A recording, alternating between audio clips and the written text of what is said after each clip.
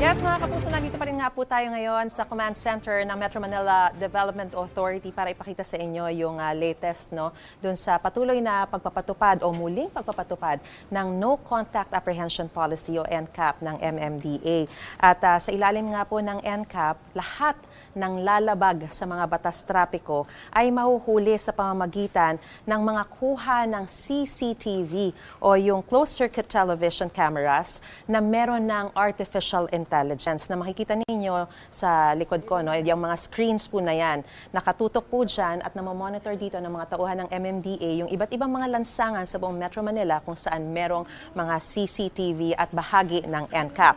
Ngayon, yung mga tauhan po rito, sila po yung mga nagre-review at nagva-validate ng mga huli bago magpadala ng notice of violation sa rehistradong address ng nahuli. Pero dahil po dyan, ang ilang mga motorista ay tinatakpan na ang kanilang mga plaka para hindi mabasa ng mga kamera.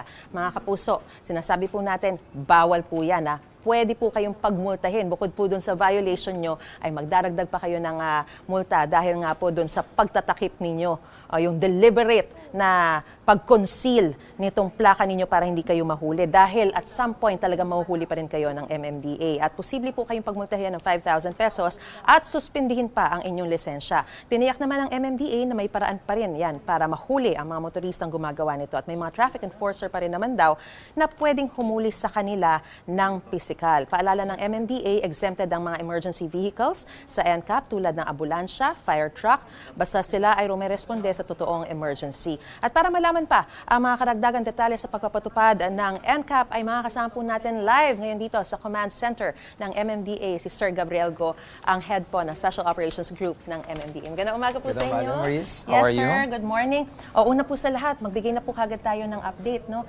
Kumusta na po? Gano'n na po karami yung mga nahuhuli sa pamamagitan po nitong No Contact Apprehension Policy po ninyo? Well, alam mo, if we're gonna look at the numbers, kung ilan na yung mga nahuhuli, on the first day, medyo mataas po yan. We're counting at around 1,100 violations ang natala po natin nung unang araw na pag-implement natin itong tinatawag nating NCAP.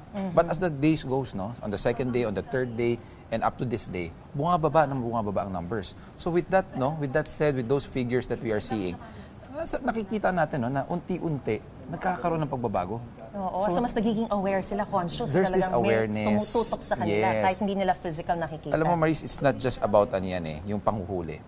It's also about yung disiplina. So nagkakaroon ng respeto sa batas, nagkakaroon sila ng awareness, sense of awareness na merong batas na pinapatupad. That's why the numbers are slowly going down also. Alright. So sir, sinasabi natin, nahuhuli sila sa pamamagitan ng mga CCTV cameras na nakatutok po doon sa iba't ibang mga lansangan na ito. Pero pwede po ba nating ipakipaliwanag, paano po ba talaga nahuhuli itong mga motoristang lumalabag sa batas trapiko? Pwede po ba nating ipakita kung paano ito nangyayari? Makikita natin, sa likod po natin, we have this panel ng mga CCTV cameras po natin, nakatutok po ito sa lansangan. So makikita natin, there's yung current situation or kung ano man po yung mga daloy ng trapiko currently on the road itong umagang ito, it's monitored live feed po yan.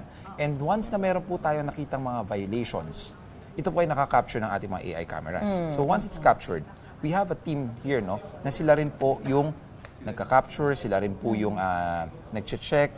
At napakalinaw na. Malinaw po yan. So napakalinaw. So ngayon, ang concern ng mga tao, sasabihin nila, so once we're captured, ano na mangyayari? Automatically, may huli na ba kami? Automatically, we'll be receiving a violation, a notice.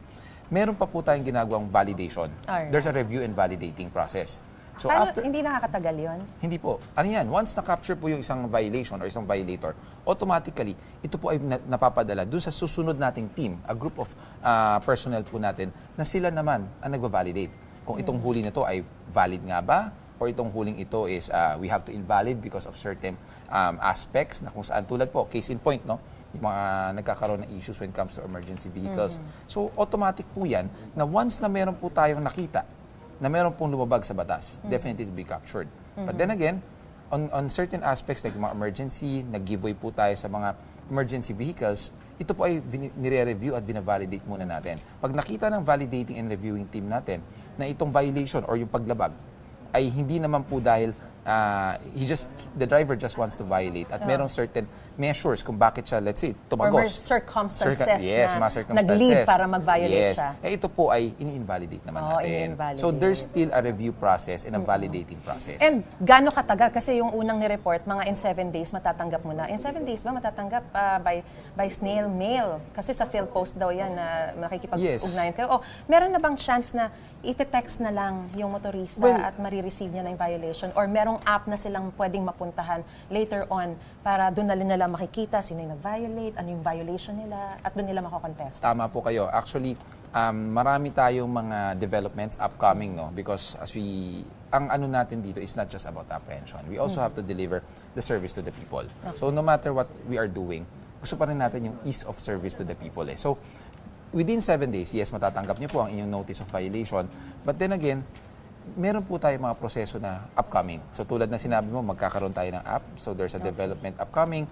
Yung sa SMS, through text messages, makakapag-notify din po yung mga may-ari ng sasakyan. So these upgrades or developments, upcoming na po yan. Sir, tanong ko lang kasi maraming nagrereklamo, talagang naiipon na sila sa motorcycle lane. Talagang nakikita nga natin ngayon, no? Talagang sumusunod na sila at nandun na lang sila doon sa linya ng mga motorsiklo. Pero masyado raw silang naiipon doon, tumatagal. Meron bang way para maibsan din? Kasi maraming talagang nakasakay sa motorsiklo. Well, hindi natin matatanggi na marami talagang sa kababayan natin, they resort to using the two-wheel vehicles.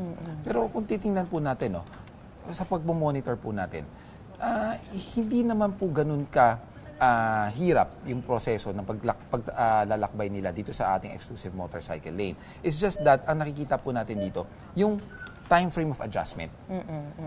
Nasanay tayo from what we are doing na wala tayong exclusive lane. I mean, there's an exclusive lane pero it was not being used before, no? So ngayon, talagang sa pilitan na re-respetuhin natin itong ginagawa ng NCAP. At i-maximize yung lane na para sa kanila. Yes. So, makikita natin dito, no? It's not just about enforcing it, but it's also about mindsetting the people. So yung nakasanayan, binabago natin. So it's a matter of acceptance also. At nakikita natin yung resulta. Yes. Maraming salamat po sa impormasyong binigay niyo po sa amin, sa paliwanag at sa oras din po na binigay niyo sa amin ngayong umaga.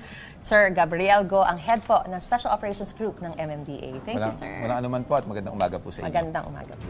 Balik po muna sa studio.